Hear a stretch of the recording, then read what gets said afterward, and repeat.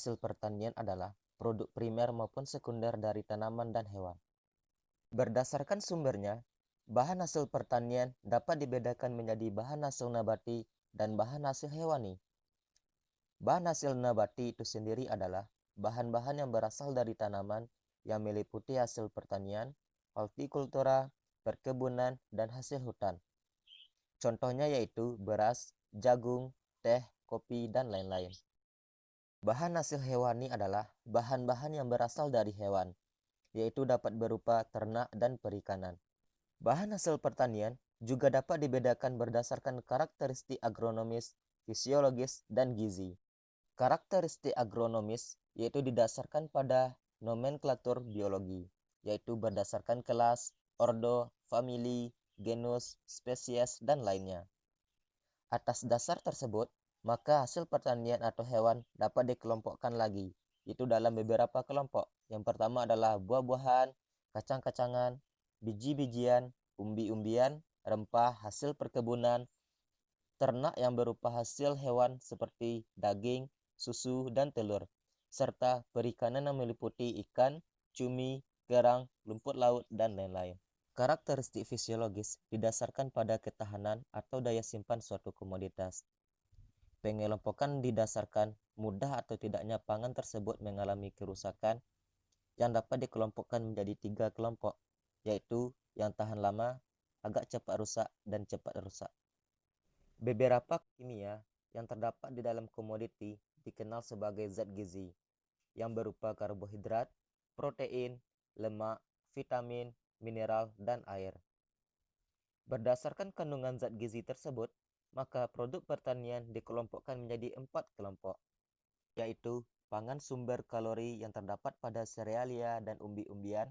Yang kedua, pangan sumber protein yang terdapat pada kacang-kacangan dan hasil hewan. Yang ketiga, pangan sumber lemak terdapat pada kelapa, kelapa sawit, dan jenis kacang-kacangan. Dan yang terakhir yaitu sumber vitamin dan mineral yang terdapat pada sayuran dan buah-buahan.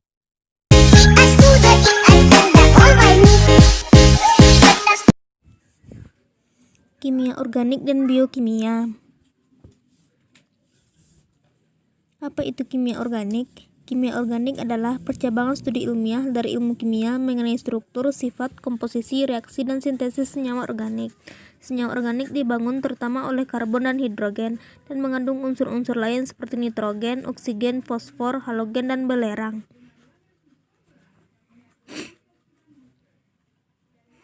Manfaat kimia organik. 1. Dalam bidang industri, dalam sintesis urea, pembuatan plastik, serat sintetik, industri minyak bumi, gas, dan lain-lain. 2. Bidang pertanian. Pupuk yang digunakan dalam bidang pertanian berasal dari senyawa-senyawa organik seperti pupuk kompos yang berasal dari hewan dan tumbuhan, pupuk hijau, dan lain-lain. Biokimia. Apa itu biokimia? Biokimia merupakan ilmu yang mempelajari struktur fungsi komponen seluler seperti protein, karbohidrat, lipid, asam nukleat, dan biomolekul lainnya. Biokimia sangat berperan dalam pelestarian lingkungan maupun peningkatan hasil pertanian.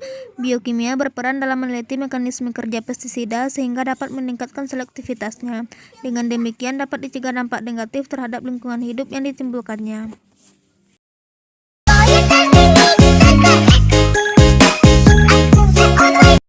Karbohidrat, lemak, protein, vitamin, air, dan mineral.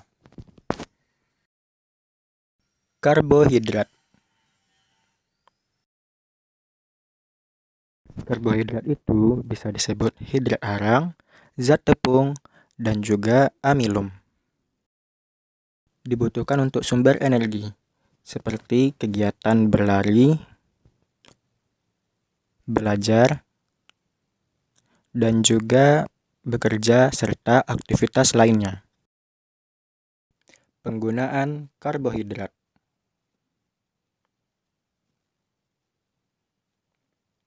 Untuk membantu penyerapan dan merangsang pertumbuhan bakteri usus. Pada umumnya, karbohidrat banyak terkandung pada makanan pokok seperti beras, jagung, sagu, jagung, kentang, serta olahan seperti roti. Protein. Apa itu protein? Protein adalah polimer asam amino melalui ikatan peptida. Fungsinya yaitu: pertama, sebagai pertumbuhan dan pemeliharaan jaringan, pembentukan antibodi dan transport nutrien. Yang kedua, memperbaiki sel-sel dan jaringan tubuh yang rusak. Macam-macam protein. Yang pertama, protein nabati berasal dari tumbuhan, dan protein hewani berasal dari hewan. Lemak. Berfungsi sebagai sumber energi, membangun jaringan, memberi rasa kenyang, dan sebagai pelarut atau pembawa vitamin serta sebagai cadangan makanan. Lemak terbagi dua. Yang pertama lemak nabati, yang kedua lemak hewani. Vitamin. Terdapat dua macam vitamin. Pertama, vitamin larut dalam air, yaitu vitamin B dan vitamin C. Yang kedua, vitamin larut dalam lemak, yaitu vitamin A, vitamin D, vitamin E, dan vitamin K. Vitamin merupakan komponen minor, tetapi penting bagi bahan pangan. Vitamin dibutuhkan untuk pertumbuhan yang normal, memelihara dan menjaga fungsi tubuh. Beberapa contoh vitamin. Vitamin A, vitamin B1, vitamin B2, vitamin B3, vitamin B12, vitamin C, vitamin D, vitamin E, dan vitamin K. Mineral. Apa itu mineral? Mineral adalah zat anorganik yang dibutuhkan oleh tubuh dalam jumlah sedikit. Berfungsi sebagai zat pembangun dan zat pengatur.